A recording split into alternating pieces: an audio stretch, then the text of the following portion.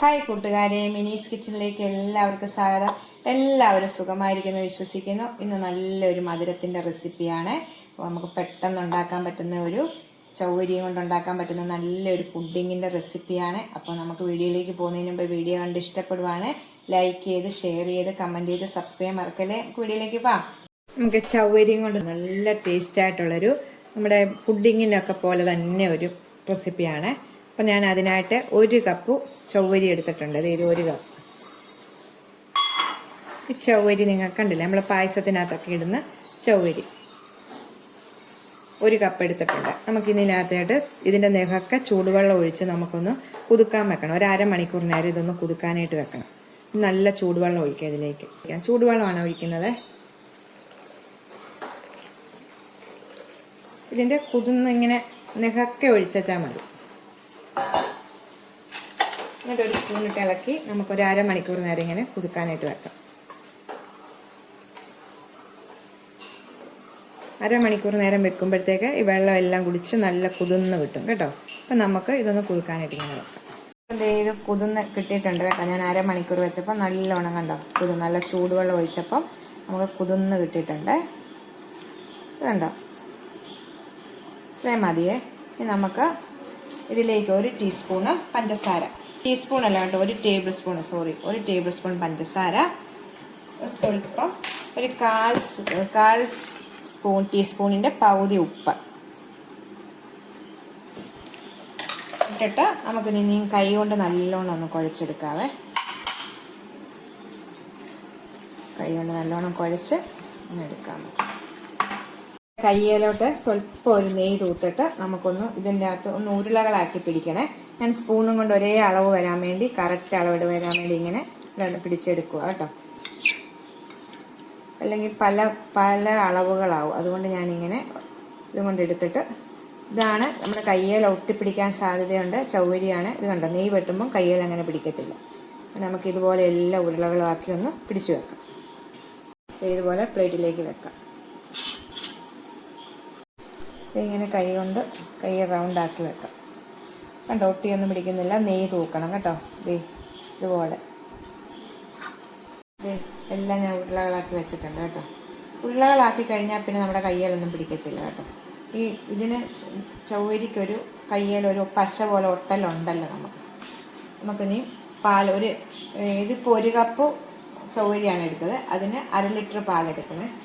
ഒരു പാൻ അടുപ്പിൽ വെച്ചിട്ട് അതിലേക്ക് 1/2 ലിറ്റർ പാൽ ഒഴിച്ചിട്ടുണ്ട്.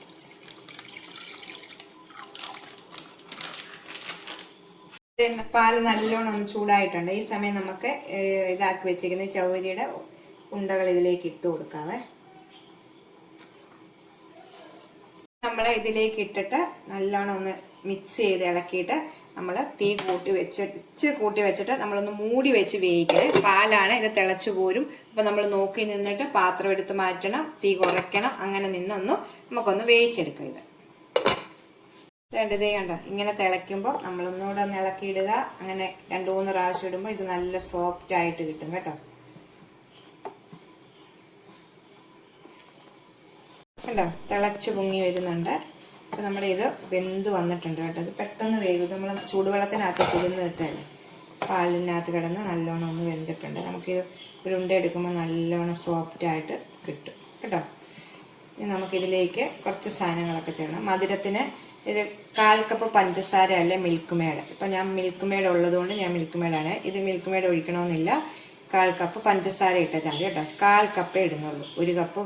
1 കവർ പാലിന് 1/4 കപ്പ് പഞ്ചസാര അല്ല മിൽക്ക് മേഡ്. 2 ഏലക്ക ഇതുപോലെ കീറി അങ്ങിട്ട ചാതി, പൊടിയല്ല ഇടേണ്ട, ഏലക്ക ഇതുപോലെ കീറി ഇടും. ചതച്ചിട്ടാൽ മതി. മിക്സ് ചെയ്യാം. കണ്ടോ, ഇതുപോലെ നല്ലോണം മിക്സ് ചെയ്തെടുക്കുക. ഇതിലേക്ക് 2 ടീസ്പൂണ് പാൽപ്പൊടിയും കൂടി ഇടാവേ. ചുമ്മാ അങ്ങിട്ട ചാതി, ചൂട് കൊണ്ട് ഇത് അലിഞ്ഞു കൊടുക്കും.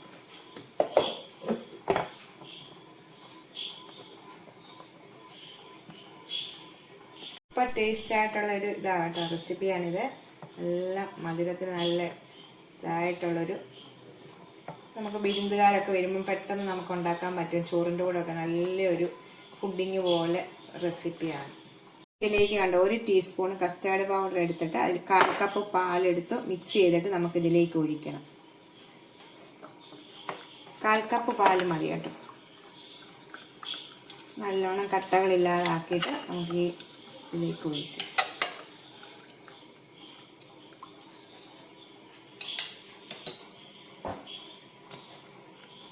ഇത് ഒഴിച്ച് കഴിയുമ്പോൾ പെട്ടെന്ന് നമ്മൾ ഇളക്കണം കേട്ടോ. അടിക്കടി കസ്റ്റാർഡ് ഈ പൗഡർ ഇടുമ്പോൾ നല്ലോണം കുറുകി കിട്ടും.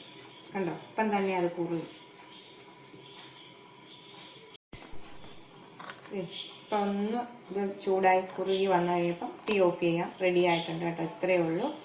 കേട്ടോ, എന്ത് ഇതായിട്ട് നമുക്ക് ഉണ്ടാക്കാൻ പറ്റുന്ന സാധനമാണെന്നൊക്കെ.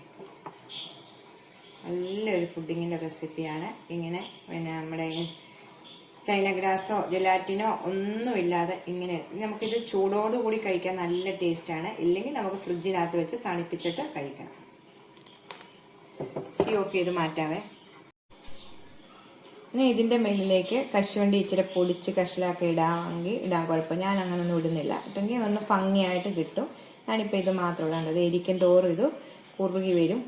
ഒത്തിരി കുറുകി വരുവാണെങ്കിൽ ഇതിലേക്ക് ഇച്ചിരി ചൂടുപാൽ ഒഴിക്കുകയോ അല്ലെങ്കിൽ ചൂടുവെള്ളം ഒഴിക്കുകയോ ചെയ്താൽ മതി കേട്ടോ. നല്ല ചൂടുവെള്ളം.